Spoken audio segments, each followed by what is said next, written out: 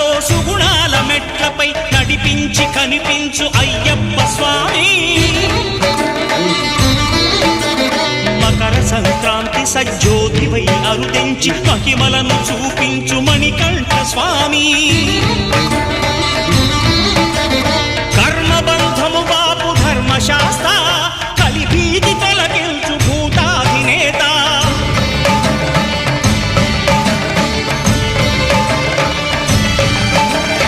అయ్యప్ప దేవాయ నమః, అభయ స్వరూపాయ నమః.